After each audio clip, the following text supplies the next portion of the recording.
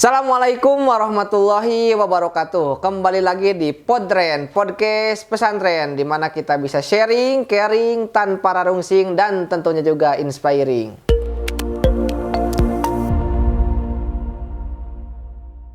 Oke, pada kesempatan kali ini saya Hasbi Rijik tidak sendirian. Pada kesempatan kali ini yaitu ditemani dengan ataupun bersama alumni yang berprestasi, yaitu Dr. Adnan Yunadi Latif.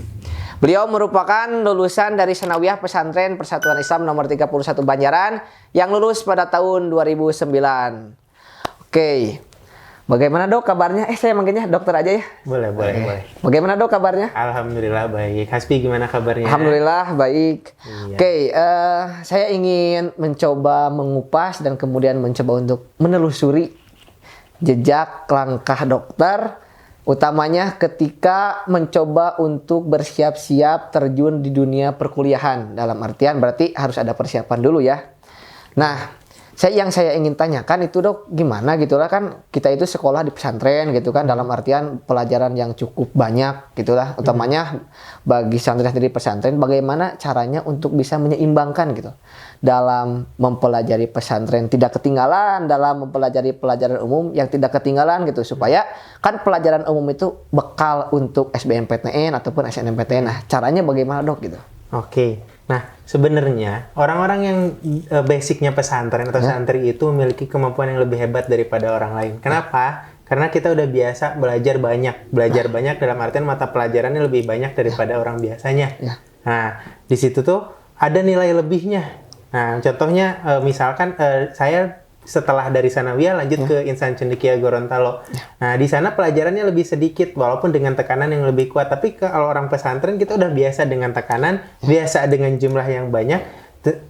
Ketika terjun di dunia yang kita nggak tahu, yang kita nggak biasa, justru malah jadi sudah terbiasa gitu. Malah akhirnya malah diandalkan karena ya kita udah biasa, otak kita tuh mencerna banyak hal. Sebenarnya seperti itu. Bagaimana cara menyeimbangkannya? Sebenarnya itu sudah dari awal sudah dididik kita untuk menyeimbangkannya dengan mengikuti pelajaran yang sudah disiapkan. Nah, jadi sebenarnya jangan terlalu khawatir juga kita takut ketinggalan di pelajaran umum. Jangan khawatir juga kita takut ketinggalan di mata pelajaran pesantrennya. Karena justru kita tuh sebenarnya lebih smart daripada orang biasanya gitu. Jadi ya itu mah triknya ya ikutin aja flow-nya. Ikutin flow-nya. Yakin sama diri sendiri. Yang pertama dulu itu adalah percaya diri dulu. Percaya diri. Yang penting percaya diri dulu. Yakin sama ilmunya, yakin sama pelajarannya. Jangan karena merasa nilainya jelek atau nilainya kurang, kita nggak percaya diri. Nah, akhirnya disitulah yang justru membuat kita kurang up gitu, kurang ter-up ilmu kita. Karena kita nggak percaya diri duluan. Tapi kalau kita percaya diri duluan, saya yakin semuanya akan bisa gitu. Apapun yang dihadapin ke depannya nanti setelah baik sekarang di jenjang dunia mualimin atau nanti di jenjang dunia perkuliahan, saya yakin akan bisa gitu menyesuaikannya. Karena kita lahir dengan basic agama yang kuat, basic ilmu agama yang kuat, basic ilmu umum yang kuat juga. Nah, dari situlah kita nanti awal melangkahnya. Jadi dasarnya udah mantep nih. Kayak fondasi rumahnya itu udah mantep. Nah, nanti pas kuliah tinggal melanjutkan lagi pembangunan itu. Mulai dari tiangnya, mulai dari pintunya, kayak gitu. Jadi, sebenarnya nggak usah, kita tuh terlalu banyak takut gitu. Terlalu banyak takut nggak bisa menyesuaikan, takut nggak bisa adaptasi. Padahal sebenarnya kita udah dididik untuk beradaptasi dari sejak, bahkan ada beberapa orang yang dari Sanawiyah udah ikut gitu. Dari Sanawiyah, dan bahkan ada yang dari Ibtidaiyah juga yang ilmunya emang banyak banget. Saya yakin ya, itu mah justru ketika masuk ke kuliah ilmunya ecek-ecek lah. Kalau saya selalu bilang kayak gitu, ilmunya ecek-ecek kalau untuk santri karena ya udah biasa lah gitu, ilmu banyak, buku tebal-tebal tuh udah lewat lah gitu. Apalagi bukunya tebal bukan bahasa Indonesia tapi bahasa Arab gitu. Nah, itu udah biasa seperti itu Hasbi. Oh, jadi memang anak-anak pesantren itu sudah sudah menjadi kodratinya gitu ketika bisa menyeimbangkan. Jadi berarti tidak ada faktor khusus gitu untuk menyeimbangkan, tidak karena ada. Secara tidak langsung ketika misalnya saya gitu ya masuk ke pesantren, berarti secara tidak langsung saya itu sudah dapat cara terbaik untuk menyeimbangkan antara yang umum dan yang agama gitu. Betul. Nah, mungkin dalam pelajaran yang begitu banyak itu kan mesti ada persiapan khusus gitu loh. Dalam artian memanajemen waktu gitu. Nah, selain daripada itu kan dokter juga sekolah di insan cendekia yang tentunya basicnya juga sama-sama agama dan ada yang umumnya juga. Nah, sedangkan kan di yang namanya agama dan umum berarti kita punya kesempatan yang sama gitu, punya kesempatan yang sama besar ketika kita bisa terjun di dunia keagamaan ataupun kita bisa terjun di dunia yang umum. Betul. Nah, kemudian mengapa demikian Dokter Adnan itu tertarik di dunia kedokteran gitu, bukan di dunia keagamaan, dalam artian tidak menunjukkan keagamaan ya tentunya, namun mengapa lebih condong untuk menelusuri dan melanjutkan jejak kehidupan di dunia kesehatan. Oke. Nah, saya balik lagi ke basicnya bahwa seorang muslim itu harus menjadi orang yang bermanfaat di dunianya, di masyarakatnya. Min husnil islami tarkuhu ma la ya'nihi. Jadi harus meninggalkan apa yang tidak bermanfaat dan menjadi manfaat bagi lingkungannya, seperti itu. Nah, kalau misalkan, jadi sebenarnya pemikiran saya dulu sebelum saya terjun ke dunia kedokteran, saya tuh pengennya menjadi seorang dai. Sebelumnya itu pengen jadi dai, pengen masuk ke Madinah atau ke Mesir. Sempat sampai diberitahu Madinah seperti apa, Mesir seperti apa, jenjangnya kayak gimana. Cuma ketika dalam menjalaninya, ternyata kalau saya hanya sebatas ilmu agama saja yang saya pahami, rasanya tidak tereksplor dunia ini gitu. Manfaat saya hanya terkendala di situ. Akhirnya ketika itu saya mencari, akhirnya tertariklah dengan dunia kedokteran. Dunia kedokteran yang dimana ya pasti namanya dokter itu jasanya sangat besar, terutama dalam hal kesehatan. Baik itu dari ketika seseorang itu sakit menjadi sehat, ataupun dari sehat tetap sehat.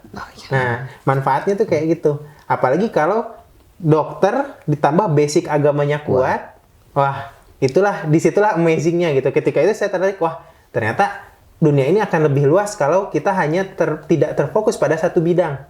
Walaupun menjadi dai bagus, menjadi dai itu bagus, buat saya itu bagus, sangat terbaik gitu. Tapi kalau misalkan dia bisa jadi dai, sekaligus dia bisa mengembangkan ilmu lainnya, ilmu umum atau ilmu lainnya, ilmu kedokteran, ilmu guru, menjadi seorang guru, ilmu pendidikan, ilmu ekonomi, tapi diseimbangkan dengan ilmu agamanya, wah, disitulah seseorang akan sangat terpacu, akan jadi, saya yakin tidak akan menjadi orang sukses gitu, akan menjadi orang sukses di situ. Yang akan tersendat di satu hal saja.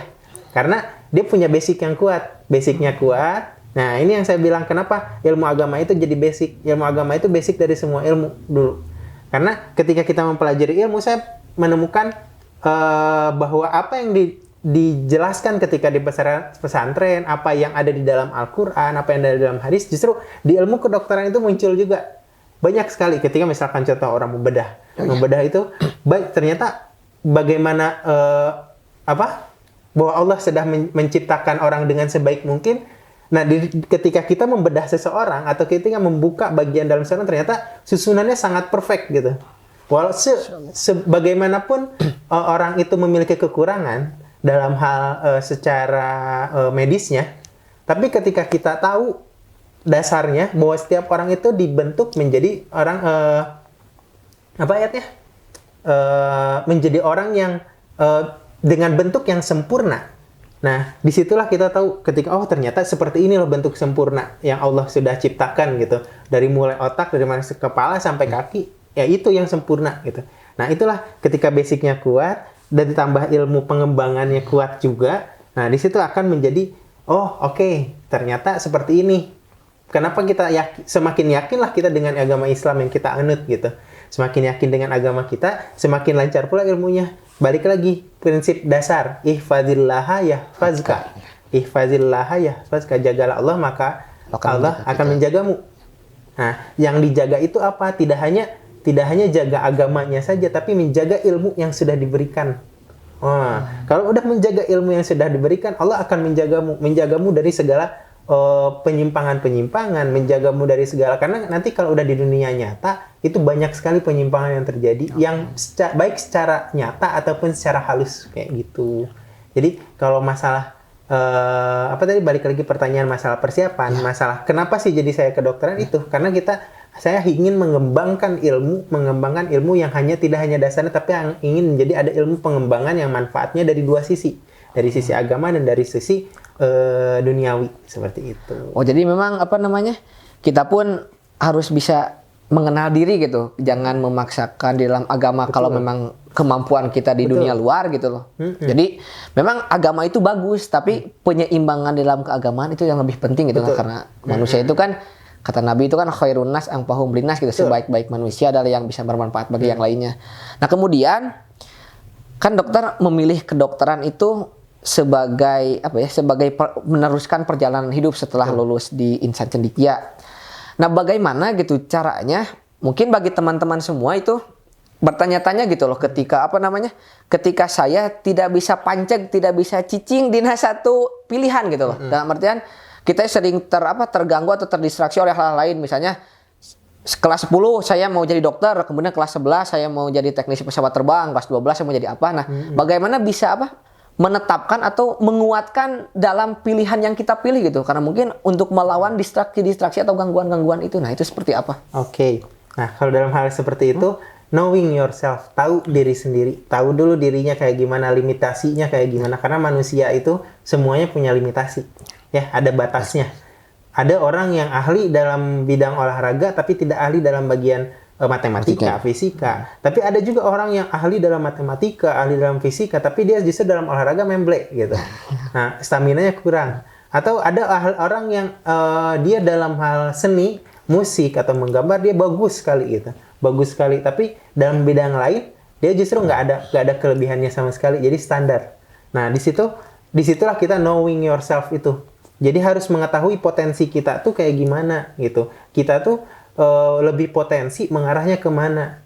Nah, kalau misalkan mengetahui itu dulu, udah tahu diri sendiri kita kayak gimana, nah di situ pasti yakin jalannya itu akan ada beberapa pilihan. Nah, pilihannya A, B, C, nanti tinggal kita mau melangkahnya kemana. Nah, kebanyakan orang ketika melangkah takut gagal duluan sebelum gagal itu terjadi. Nah, itulah udah takut dirinya gagal duluan sebelum gagal itu terjadi. Itu gagalnya aja belum, tapi udah takut untuk melangkah. Akhirnya yang tadi dibilang dia tidak ada pilihan sama sekali, dia takut. Dia ketika milih A takut seperti ini, dia milih B takut seperti ini. Sebenarnya seseorang itu tertarik menjadi banyak pilihan itu bukan karena dia tertarik dengan semua hal, tapi justru karena takut oleh semua hal yang akan terjadi kalau dia melangkah. Saya yakin seperti itu. Karena itu saya pun dulu sama banyak pilihan. Saya ingin menjadi teknik kimia, saya ingin menjadi seorang dai. Saya sempat mau masuk ke bidang metalurgi itu bidang metal pertambangan. Saya sempat pengen masuk ke bagian geologi. Tapi pada akhirnya larinya ke kedokteran karena itu saya menilai dari sendiri, kemampuan diri sendiri. Bisa nggak nih kalau saya masuk ke kedokteran, kuat nggak dengan ilmunya, dengan bacaan yang ada? Karena kan ilmunya sangat kompleks. Semua ilmu kompleks. Tapi ilmu kedokteran buat saya itu lebih kompleks. Seperti itu. Karena yang dipelajari tidak hanya ilmu buku, tapi ilmu sosial. Nah, ilmu kedokteran itu tidak hanya itu. Nah, dari saya kuat nggak? Ilmu sosial saya bagus nggak? Ilmu membaca saya bagus nggak? Nanti ketika di situ, oh ini saya cocok nih di sini, masuklah di situ. Jangan dulu mikirin saya akan gagal. Jangan dulu takut gagalnya. Gagal itu urusan belakangan. Yang penting itu proses. Hasil itu urusan belakangan. Karena balik lagi, hasil tidak akan mengkhianati proses. Ya, betul. Hasil tidak akan mengkhianati proses. Nah, itu. Kalau prosesnya kita belum memulai aja, bagaimana kita mau dapat hasil? Nah, dari situlah kenapa orang-orang sering ragu. Nah, dari situ tetapkan hati, tetapkan pilihan. Saya pingin A. Ketika itu pasti saya yakin akan ada godaan. Sini bagus, kesini bagus, kesini bagus. Nah, dari situ karena banyak godaan itu sendiri, kita takut untuk melangkah. Tapi kalau kita yakin dengan diri kita sendiri, kita yakin dengan apa yang kita punya, saya yakin dia akan maju. Ya udah maju. Yakin dia menjadi seorang dai, dia akan yakin masuk ke bidang agamanya. Kalau dia yakin menjadi seorang guru, dia akan masuk ke bidang pendidikan. Kalau dia yakin dengan ilmu keolahragaannya, dia bisa masuk ke bidang keolahragaan seperti itu. Intinya adalah kita tahu tahu diri sendiri dulu. Tahu diri sendiri baru tahu tentang bidang yang ingin kita hadapi, kayak gitu. Jadi bidang yang kita hadapi itu bagian yang kedua. Jadi yang kalau kita tahu diri sendiri, yang penting kita tahu dulu, tahu kita tuh kayak gimana orangnya, kayak gitu. Oke, jadi teman-teman tadi kita sudah dengarkan bahwa ketika kita ingin menetapkan atau kuat dalam suatu pilihan, maka kenali diri sendiri dulu, lalu jangan sampai takut untuk melangkah, jangan sampai takut untuk mencoba gitu loh. Karena Allah juga melihat prosesnya gitu. Tapi terkadang memang manusia banyak omongan orang itu hanya menilai pada pada hasilnya doang gitu, tanpa melihat prosesnya jerih payah seperti apa. Misalnya ketika kita ikut perlombaan, lalu kita sudah mati-matian gitu belajar dan segala macam, namun ternyata hasilnya kalah, orang-orang cuma bisa mencemooh, namun Allah melihat proses dari perjuangannya itu. Nah lalu kalau boleh tahu nih dok, kalau dokter dulu kuliah kedokterannya kan kalau tidak salah di Andalas ya. Betul. Nah kalau boleh tahu jalur masuknya itu lewat apa ya? Oh, kalau saya kemarin masuknya lewat jalur mandiri, Ya. karena ya gitulah Allah menakdirkan saya masuknya lewat jalur mandiri karena saya sudah mencoba melalui jalur SBMPTN, SNMPTN, itu ya belum berhasil, belum diberikan rezeki, ya itu. Memang harus effortnya lebih hebat lagi. Akhirnya ketika itu masuknya lewat jalur mandiri untuk di Andalas kayak itu. Nah, untuk kira-kira gitu, menurut dokter, menurut mungkin dari teman-teman dokter, ada gak itu standar khusus? Mungkin bagi teman-teman ada yang berminat, kemudian tertarik ke kedokteran. Mungkin saya sendiri juga tertarik gitu buat jadi dokter itu seperti apa, mendalami ilmunya, kemudian menjadi seseorang yang bisa sangat berjasa, paling berjasa gitu dalam dunia kesehatan. Nah, dari sisi lain mungkin ada gak standar khusus bagi orang-orang yang bisa dilihat gitu, mungkin secara kasat mata atau tidak kasat mata, orang ini cocok jadi dokter, ataupun dia punya standar, oh dia akan lulus jadi dokter seperti apa, mungkin menurut komentarnya. Nah, kalau standar khusus sebenarnya tidak ada, cuman yang saya nilai yang paling penting dalam bidang kedokteran itu adalah care. Care, empathy. Kalau dia peduli dan dia empati kepada orang lain, itu cocok menjadi orang dokter. Itu aja dulu standarnya. Nggak perlu dulu ilmunya. Kehebatan ilmunya itu urusan belakangan. Tapi yang paling penting adalah dia peduli kepada orang lain, dia empati kepada setiap kesedihan orang lain. Nah, setiap yang terjadi pada orang lain dia empati. Seperti itu. Empati itu seperti apa? Kita merasakan apa yang dirasakan oleh orang lain. Dia merasakan dia sedih, dia lagi sakit, kita merasakan sakitnya dia, akhirnya dia merasakan, merenungkan gitu rasa sakit yang dia alami itu, dan akhirnya dia, ya Allah yang sabar ya gitu. Dia memberikan kata-kata yang memotivasi dia untuk bisa sehat lagi. Kayak gitu. Itulah empati. Empati itu merasakan apa yang dia rasakan dan menganggap apa yang terjadi pada pasien, apa yang terjadi pada diri orang lain itu bisa juga terjadi pada dirinya. Nah, ketika basicnya itu dua itu, care sama empati, yang terakhir adalah jujur. Sebenarnya jujur ini yang pertama. Jujur dulu yang pertama. Jujur baru peduli, care, baru empati. Ya. Nah, itu kita ketika ada tiga basic tersebut, saya yakin dia cocok untuk menjadi seorang dokter.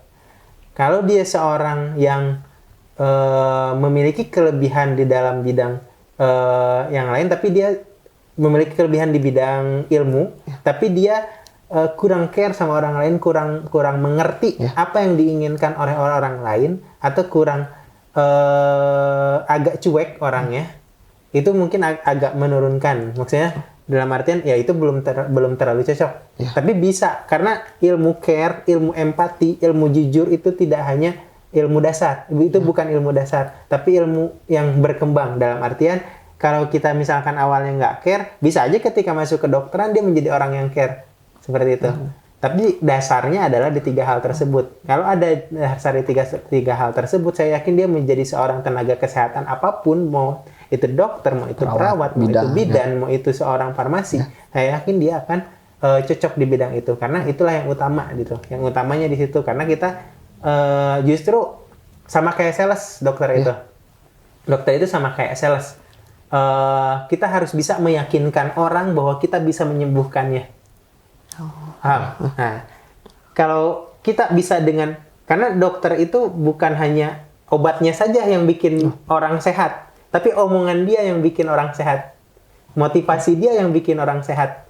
Justru bukan obatnya, itu adalah urusan belakangan.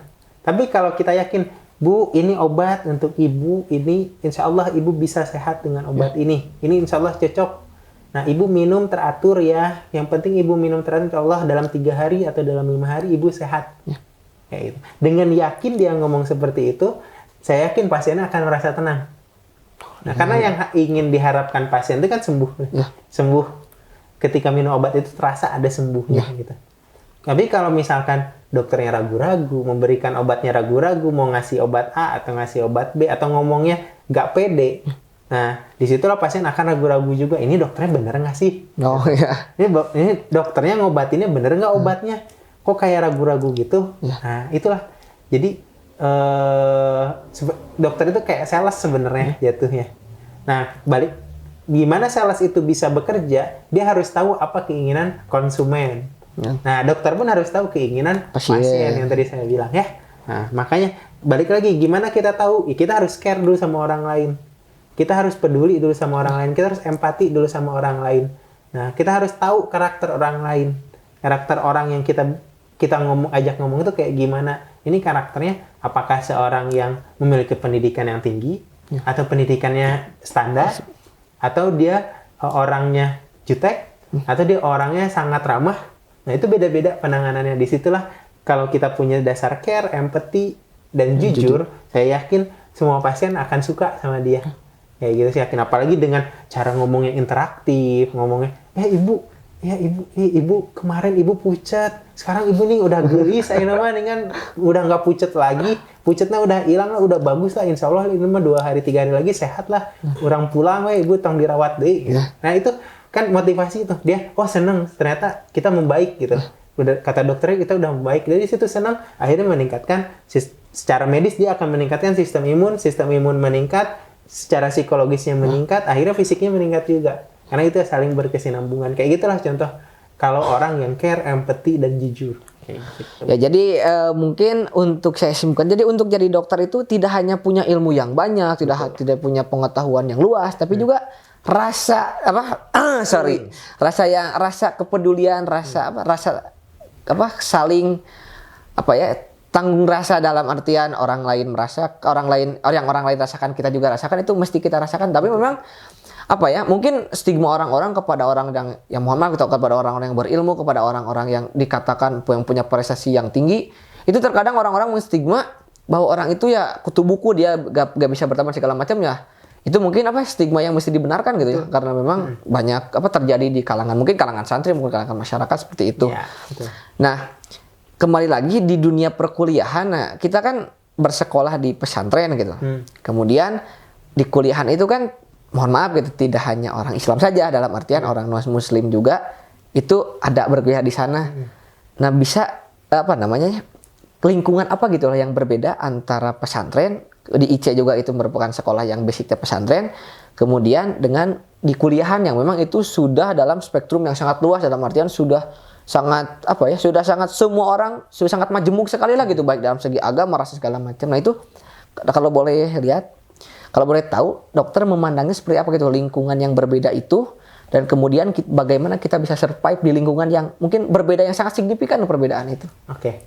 Nah, gini, jadi ketika kita di sini, kita di pesantren, itu ilmunya homogen.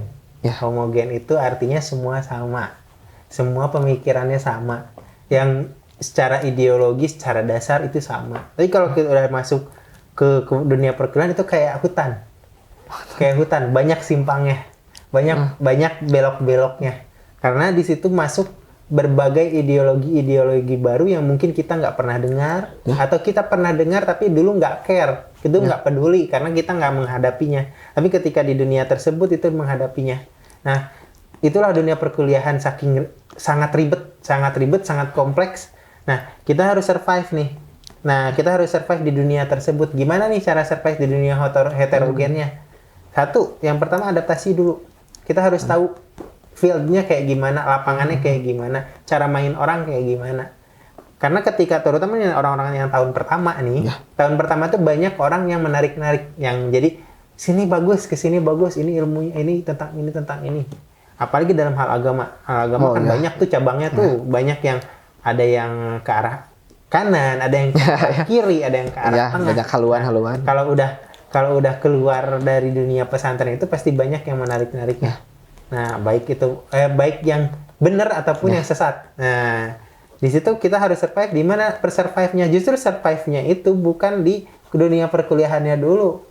Dunia perkuliahan itu adalah ketika sudah terjadi. Tapi preparing-nya di mana? Di sebelum dimasuk dunia perkuliahan. Kita harus tahu dulu di mana yang lurusnya. Nah, di mana yang lurusnya nih? Orang yang kayak gimana yang lurusnya nih? Nah, ilmu yang kayak gimana yang lurus? Nanti kalau misalnya udah terjun ke dunia perkuliahan, kita udah tahu mana yang sebenarnya harus kita ikutin, mana yang enggak. Karena di situ menentukan ketika kita melangkah pertama itu menentukan bagaimana perjalanan kita selama di dunia perkuliahan dan sampai nanti di dunia dunia pekerjaan atau dunia yang sudah non pendidikan lah istilahnya. Di dunia non pendidikan itu sangat menentukan. Bisa jadi awalnya kita jadi orang soleh selama di SD pesantren nih, kita soleh, rajin baca Quran, sholatnya rajin, tahajudnya rajin, tapi ketika masuk di dunia perkuliahan dia bisa sesat. Dia bisa banyak kok contohnya yang di pesantren dia bagus, tapi ketika masuk dunia perkuliahan jadi LSL, tahu LSL? LSL laki suka laki. Banyak orang pesantren tuh banyak seperti itu. Banyak yang apa ya, yang gay gitu. Berubah, tiba-tiba berubah haluan. Itu dikarenakan dia walaupun secara perlakuannya seperti orang yang kuat basicnya, tapi sebenarnya secara hatinya dia basicnya nggak kuat. Dia hanya mengikuti apa yang diucapkan oleh ustadznya, tapi tidak ada basic yang kuat. Dia tidak memancegkan dalam hati apa yang sudah disampaikan oleh ustadznya. Nah, akhirnya di sini berbelok-belok lah nanti di sana. Ada yang menjadi orang yang tiba-tiba jadi liberal, ada yang tiba-tiba menjadi orang yang komunismenya kuat, ada yang tiba-tiba menjadi orang yang memisahkan antara agama dan dunia. Banyak lah cabangnya di situ. Di situ akan banyak ideologi yang membuat kita tertarik. Karena namanya orang baru itu belum tahu dunianya kayak gimana. Tapi kalau dia misalkan basicnya sebelum terjun, prepare yang udah kuat, saya yakin kesannya akan kuat juga. Dia akan tahu, oh, saya harusnya kesini. Dan justru banyak itu contoh negatif orang misalkan tidak hanya orang pesantren, sebenarnya banyak lah semua. Oh, jadi semua orang juga apa? Yang lulus dari pesantren juga punya potensi untuk itu. Gitu. Semuanya sama. Dan justru banyak juga, dan justru menurut saya paling banyak orang-orang yang lulus dari pesantren itu menjadi orang yang paling berpengaruh selama dia di dunia perkuliahannya.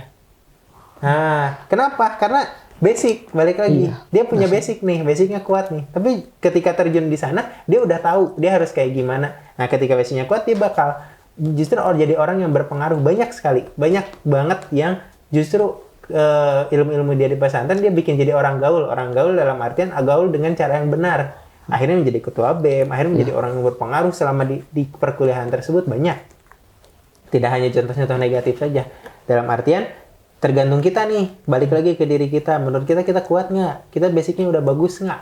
Kalau belum, perkuat lagi, nanti terjun. Ketika terjun, apakah harus melupakan yang sebelumnya? Enggak, justru ketika sudah terjun perkuat lagi kayak gitu. Karena agama itu adalah basic. Agama itu adalah dasar kita dalam bertindak. Ilmu-ilmu Al-Quran, ilmu-ilmu hadis, ilmu-ilmu fikih yang sudah kita dapatkan itu menjadi dasar kita untuk melangkah. Ingat, itu dasar. Itu jadi dasar dulu. Kalau udah dasarnya kuat, saya yakin dia nggak akan mau diterpa gempa atau angin seperti apapun, dia bakal tegak. Bangunan itu akan tegak selama fondasinya kuat. Kayak gitu.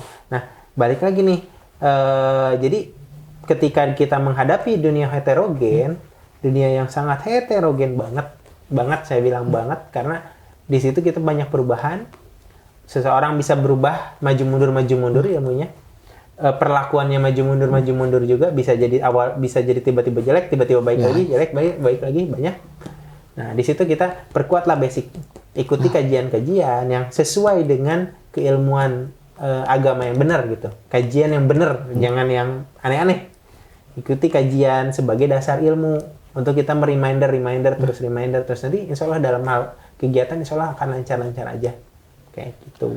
Jadi memang teman-teman semua perlu diingat bahwa ketika kita masuk ke dunia yang berbeda gitu, apalagi kan dunia perkuliahan itu ya segala macam bentuk orang, baik sifat, agama, segala macam itu terkumpul dalam satu perhimpunan atau dalam satu universitas gitu.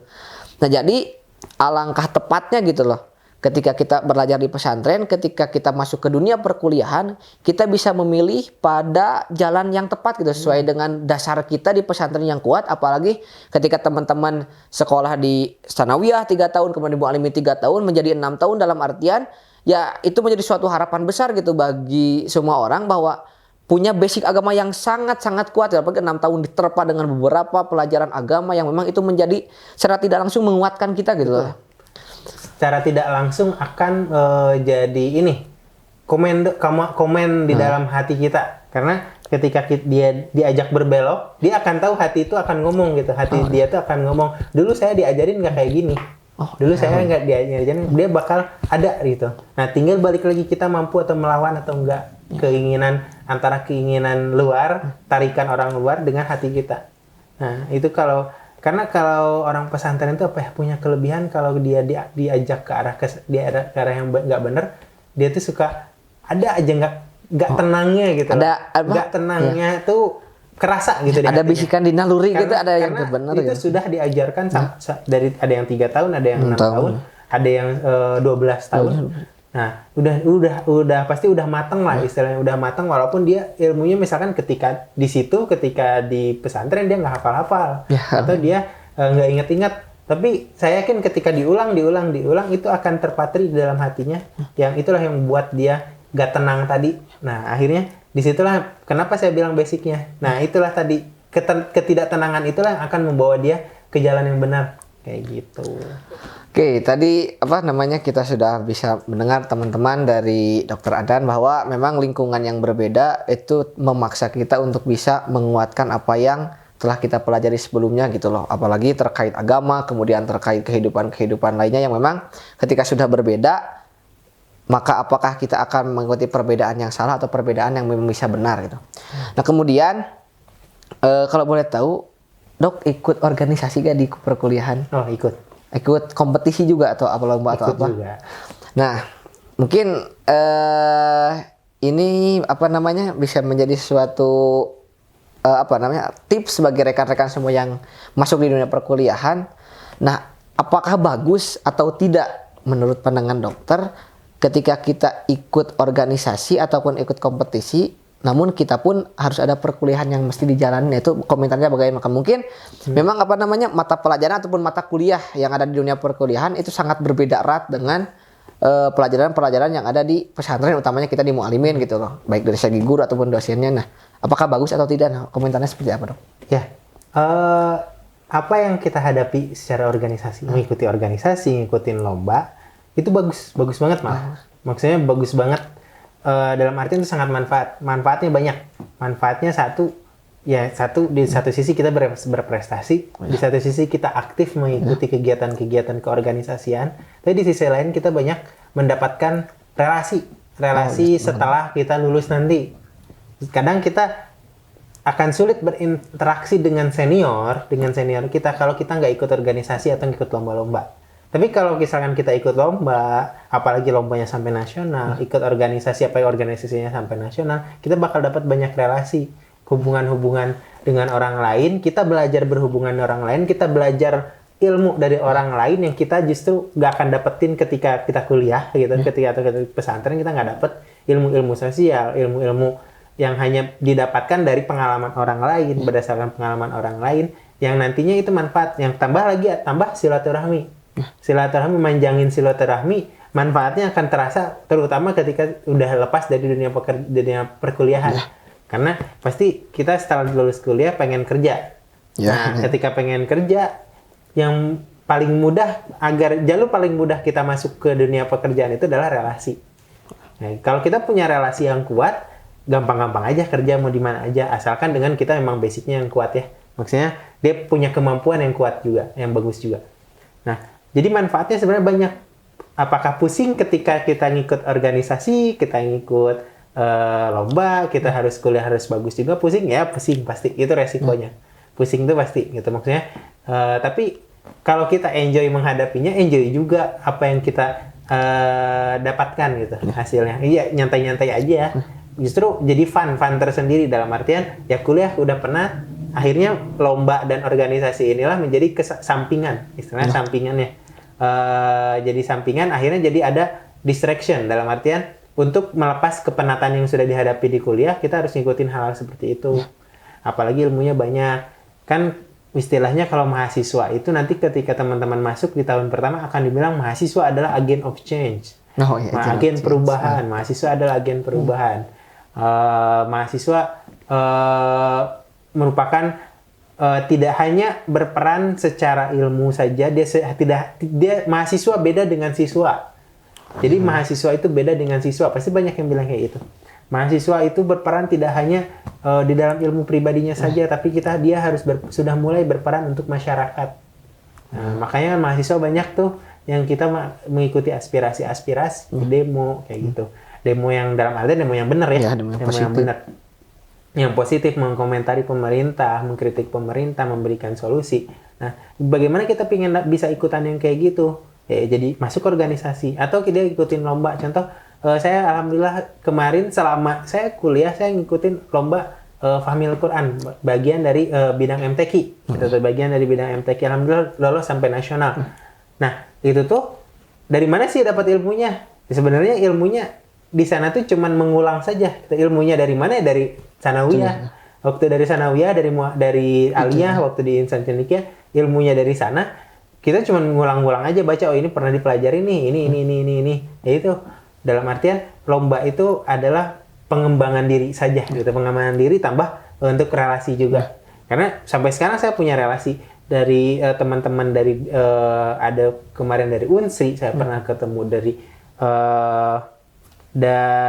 Unbrau, Brawijaya, orang Malang, ada. Jadi istilahnya relasi kita jadi banyak, jadi hampir seluruh nasional. Jadi kita mau kemana, tinggal hubungi, kontak. Saya lagi di sini, di mana gitu. Bisa aja pergi kemana, nggak punya duitnya sedikit, mau nginep bingung di mana. Kalau kita silaturahminya kuat, tinggal kontak. Abi di dia, gitu. Bisa ngikut nginep nggak sadinten, gitu. Kan istilahnya itu relasi. Nah kayak gitulah, itu contoh-contoh hal yang sederhana. Makanya buat saya itu manfaatnya banyak gitu untuk ikut organisasi. Orang takut ikut organisasi atau ikut lomba itu karena takut kuliahnya terbengkalai. Padahal justru itulah yang membuat kuliah dia menjadi up. Karena dia ada jedanya itu dengan hal yang bermanfaat. Kayak gitu, dengan menggunakan jeda yang bermanfaat, akhirnya dia ketika masuk kuliah lagi, ilmu kuliah lagi, dia ada udah fresh otaknya nih. Dia udah terlibat dengan hal lain, akhirnya kita masuk kuliah dia udah fresh. Beres udah penat lagi, ada hal yang lain lagi, dia ikutin lagi kayak gitu. Jadi terus dia akan berkesinambungan kayak gitu jatuhnya.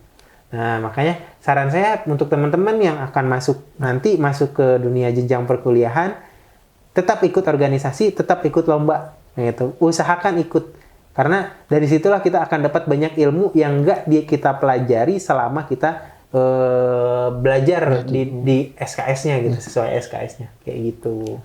Jadi memang teman-teman jangan sampai takut gitu loh ketika kita misalnya ikut organisasi ataupun kita misalnya ikut ikut kompetisi atau lomba-lomba lainnya dapat mengganggu sesuatu yang memang sudah menjadi kewajiban kita gitu, dalam artian suatu misalnya kalau di perkuliahan mata kuliah kita jadi atau tugas-tugas kuliah jadi terganggu, ataupun misalnya ketika kita di pesantren gitu loh, ketika kita dituntut untuk ikut organisasi atau dituntut untuk ikut kompetisi gitu, kita tidak mengikutinya karena memang pembelajaran akademik kita takut terganggu. Namun demikian itu sangat tidak berhubungan, malahan ketika kita ikut kompetisi ataupun ketika kita ikut organisasi itu bisa menjadi value gitu bagi kita untuk dapat lebih meningkatkan lagi, utamanya pertama tadi kata dokter itu relasi, kemudian nilai-nilai lainnya seperti manajemen waktu dan berpikir kritis seperti apa. Nah, itu bisa dilatih bukan hanya lewat pendidikan formal, namun lewat kegiatan-kegiatan lain selain itu, yaitu lewat organisasi ataupun kompetisi. Satu lagi yang itu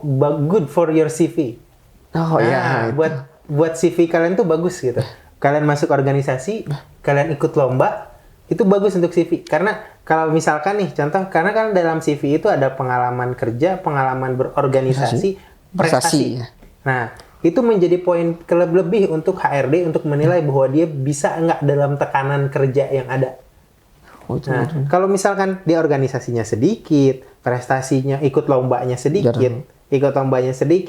HRD akan ragu, ini beneran nggak nih? Walaupun IPK-nya tinggi. Tapi kalau misalkan ternyata organisasinya banyak, ditambah lagi prestasinya banyak. Nah, di situ orang akan bertanya, ini organisasi dia banyak nih. Berarti harusnya dia punya kelebihan secara sosial dan dia sudah biasa di bawah tekanan. Karena kan kalau kita ngikutin organisasi lomba pasti di bawah tekanan nih. Iya. Nah, dia udah biasa nih, udah punya basic mental nih. Nah, dari situlah orang akan menilai, HRD akan menilai, oh ini cocok nih, ini bagus nih untuk di perusahaan kita. Akhirnya itu menjadi ketertarikan tersendiri kayak gitu. Selain masalah yang tadi yang relasi dan lain-lain, itu malah jadi bagus untuk CV kalian nanti kalau masuk di dunia pekerjaan. Jadi teman-teman itu sebagai nilai lebih gitu kita ketika kita bersaing dengan kompetitor-kompetitor kita untuk masuk ke dalam suatu dunia pekerjaan. Nah, itu bisa menjadi nilai lebih bagi kita untuk dapat dipilih menjadi bagian dari perusahaan atau menjadi bagian dari dunia pekerjaan yang kita pilih tersebut. Nah, kemudian kita coba bukan membandingkan ya, kita coba untuk manajemen waktu. Ketika mungkin kan kita di Mualimin memang sudah banyak pelajarannya segala macam. Nah, di dunia perkuliahan itu tugas-tugasnya itu seperti apa gitu? Apakah sama dengan ketika kita belajar di pesantren atau kita belajar di SMA ataukah beda atau seperti apa gitu tugasnya? Nah, di situ kita harus ada ilmu yang tadi dikatakan manajemen waktu. Waktunya kita harus kayak gimana? Nah, kita harus bikin schedule sendiri. Nggak bisa kalau misalkan waktu zaman SMA, zaman Mualimin, zaman Sanawiyah, kita udah diatur nih jamnya dari jam segini sampai jam segini ngapain. Kita harus ngapain, kita ada yang ngingetin, guru kita ngingetin, ayo belajar, ayo besok udah mau, apalagi sekarang dengan adanya WhatsApp group, dia ayo belajar, ayo persiapan buat ujian. Nah, kalau udah kuliah nggak akan ada yang kayak gitu. Kita benar-benar sendiri, benar-benar kita nggak akan ada yang ngingetin terus-terusan tiap hari. Nah, disitulah kita harus pandai ngatur kapan nih waktunya kita fun, kapan nih waktunya kita kerja keras, kapan waktunya kita tidur kayak gitu. Jadi jangan sampai nggak ada fun-nya. Atau jangan terlalu banyak fun tapi nggak ada kerja keras dalam bidang tersebut gitu, dalam bidang yang dia tekuni. Tapi jangan sampai juga terlalu banyak hal jangan lupa sampai kita lupa tidur. Tambah kalau kita seorang santri, seorang yang sudah punya udah biasa di pesantren, tambah juga sisihkan waktu kapan kita harus kajian, kapan kita harus mengulang lagi ilmu-ilmu agama, membaca Al-Quran di situ. Nah, kita harus mengatur nih dari mulai bangun tidur sampai bangun tidur lagi. Oh iya. Ya, dari bangun tidur sampai bangun tidur lagi. Itu tuh ada waktunya. Kayak gitu contoh. Trik-triknya sih banyak sebenarnya tergantung dari kemampuan kita. Kalau saya selalu membagi waktu sore antara asar dengan maghrib adalah waktu fun. Atau terkadang ditambah sampai isya. Waktu funnya itu artinya dia ya terserah, jangan hal yang berhubungan dengan kuliah, mau berhubungan dengan organisasi, mau berhubungan dengan lomba, mau berhubungan dengan dia nonton, mau dia nonton film ke bioskop, mau dia makan bareng sama teman-teman, emang enggak. Malah di waktu tersebut. Ini setelah isya itu dijadikan untuk belajar mereview apa yang sudah dipelajari hari itu dan apa tugas-tugas, termasuk bisa tugas-tugas dan lain sebagainya. Nah, disitulah waktunya. Karena kan kalau pagi sampai siang pasti rata-rata untuk kuliah. Untuk aktivitas kuliah. Saya yakin kalau untuk sekarang rata-rata sampai sore, sampai jam 3, banyak sampai jam 3, ada juga yang sampai siang. Nah, itu dibagi-bagi intinya bagi-bagi aja. Nanti di situ di antara maghrib dan isya kita bisa ikut kajian atau kalau ada kajian di antara asar sampai isya kita ikut di situ. Di situ termasuk bagian kajian, di situ baca Al-Qur'an, di situ juga kayak gitu. Nah, setelah isya itu fokus dengan hal yang lain. Sebelum asar kita fokus dengan perkuliahan. Nah, itulah kita bagi-bagi karena kita nggak akan ada yang ngingetin. Nggak akan ada yang ngingetin nyinyirin kita, "Hayu, kerjain tugasnya." Nggak dikerjain tugas dihukum, nggak ada. Kita nggak ngerjain tugas pun nggak akan dihukum. Tapi dosen cuek gitu. Tapi dosen akan tahu juga dia nggak ngerjain tugas. Dosen itu akan tahu dia nggak ngerjain tugas jadi nilai tersendiri, tapi dia cuek, nggak akan marahin. Maksudnya, kamu gimana ini tugasnya nggak selesai gitu. Nggak ada, cuek aja. Apalagi skripsi itu dosen, ya udah cuek ya, kalau dia mau lulusnya lama, ya lama, biarin aja. Kayak gitu, tergantung ke kitanya. Makanya itu balik lagi ke diri sendiri gitu ya. Balik lagi ke diri sendiri, effortnya seperti apa, manajemen waktunya seperti apa. Karena terlalu banyak distraksi zaman sekarang, medsos, pacaran, maksudnya bermain hal-hal yang lain kayak motor-motoran dan lain sebagainya lah, banyak lah ya, banyak distraksinya. Makanya kalau kita nggak bagi-bagi sesuai dengan Porsinya gitu. porsinya, nah di situ pasti akan kacau balau. Kayak gitu. Tapi kalau kita bagi-bagi, saya yakin dia akan berprestasi. Kayak gitu. Oke, jadi teman-teman memang di dunia perkuliahan itu sangat beda gitu, baik dari dosennya, kemudian dari lingkungannya. Tadi memang ketika kita di Mualimin banyak guru-guru yang sangat peduli gitu loh kepada kita untuk mengajarkan tugas. Tapi memang di dunia perkuliahan ya kita harus bisa mandiri gitu, kita harus bisa survive sendiri gitu. Ketika kita tidak bisa, ya udah gitu, berarti itulah nasib hidup kita, baik gagal atau suksesnya itu tergantung kepada kita. Nah, itulah dunia perkuliahan. Nah, mungkin sejauh atau mungkin di luar dari itu semua, dalam artian di luar dari dunia perkuliahan itu semua, ada nggak dokter apa namanya motivasi terbesar ataupun apa ya ketika memang berada di dalam fase yang sangat down banget gitu loh, baik dari tugasnya banyak, mendapatkan kegagalan, nilainya jelek segala macam, motivasi terbesar, terkuat dan paling terfenomenal itu apa gitu loh yang memang masuk ke dalam jiwa dokter? Oke. Apa ya kalau waktu itu? Sebenarnya kan saya termasuk orang yang lama kuliahnya karena sempat telat skripsinya. Ya, itu termasuk yang lama. Apa yang menjadi motivasi terbesar? Sebenarnya balik lagi tujuan kita mau ngapain, gitu. Balik lagi tujuan kita mau ngapain, gitu. Emang kalau kita menunda-nunda akan membuat kita lebih sukses. Nah, itu. Jadi ada motivasinya. Kalau saya itu sederhana. Apa tujuannya? Apa tujuan saya menjadi dokter tuh apa, gitu?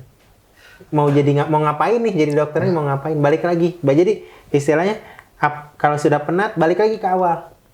Ketika awal kita mau masuk ini mau ngapain, kayak gitu. Ingat lagi apa masa yang waktu kita awal pengen masuk tuh, saya tujuannya pengen bermanfaat buat orang lain, pengen menjadi amal jariah buat orang lain, jadi amal jariah buat diri sendiri, kayak gitu.